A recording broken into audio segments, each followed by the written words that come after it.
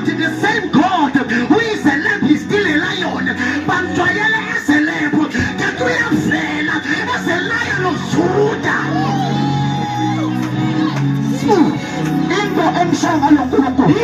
The moment to follow now is the moment to follow now. The moment to follow is the moment to follow now. Let's find out for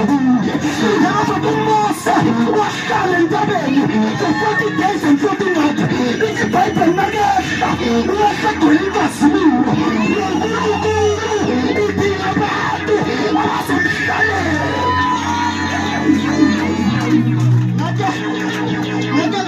Something from this one, a garage. Ngabona imoto eziwu2 zingena ngesikhathi esi1 kodwa ziphumanga ngesikhathi esi1. Ngabona ivan encane ingena egarage ima lakuthelwa khona ipetrol. Ngabona itruck yema next to the car kodwa into ngangaza naye imoto encane yashesha ukuphuma. Ngazibuza ukuthi kungani, ngathola ukuthi icapacity yepetrol yemoto incane kodwa yetruck inkulu. Washothi the more ihlala the more igcwaliswa.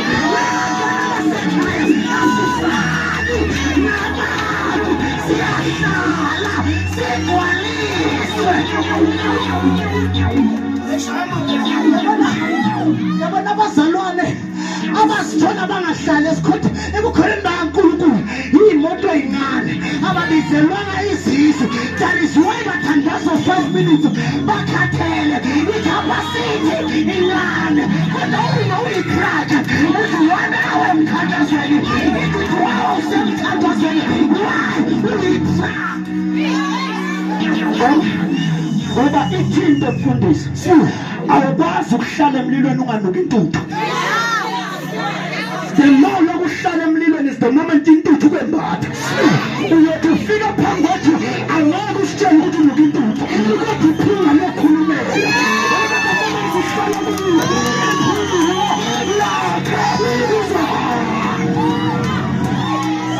Akushukuthi mvangeli uma sikhuluma ngentuthu sikhuluma ngoNkulunkulu.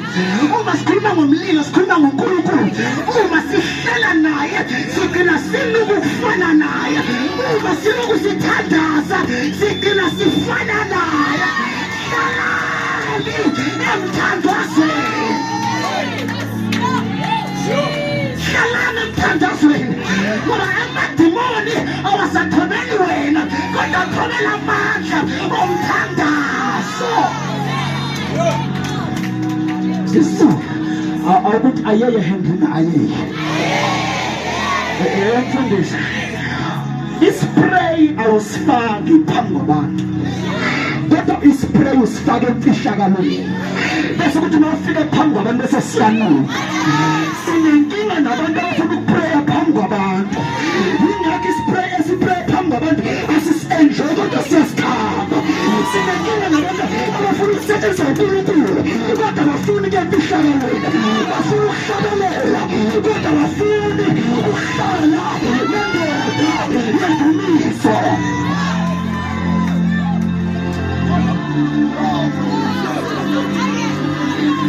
Abafowethu kodwa ngayizwa nale. Mfundisi. Ngokwemvelo ikhwapha liyanuka.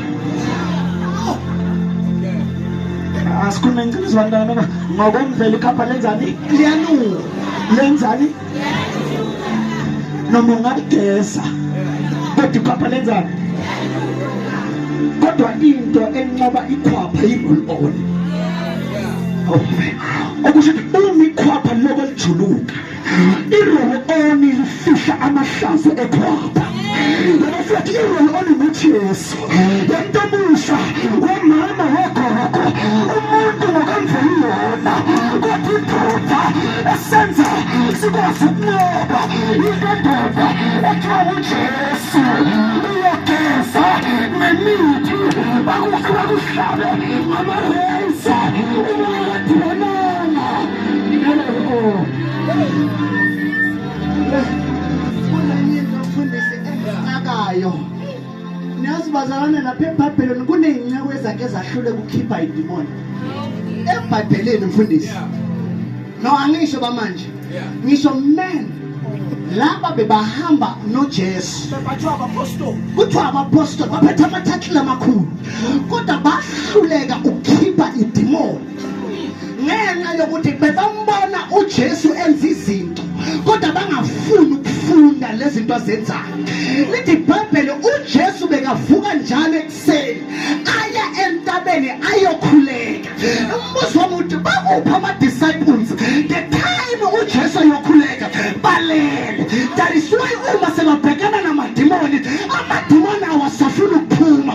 Lithi iBhayibheli uJesu wabatshela wathi bafethu, there is this kind that can only come out by prayer and fasting. I don't care how anointed you may be, if you don't pray and fast, this kind will not move. I don't care, you may be a major apostle, a major prophet, but there is this kind. This kind. You want to turn of the situation that you are in today. It needs a prayer and fasting. Yeah, listen to me. The kind. Yazi sihlupha yini mfana? Sihlupha mfundisi experience. Wena i-experience mfangeli izokutshela ukuthi ngiyazazi. Ngoba ngiyathemba mfangeli ukuthi oPeter baza ne-experience ukuthi no, sake sawakhipha amadimoni. No, sihlala noJesu futhi siyamazi.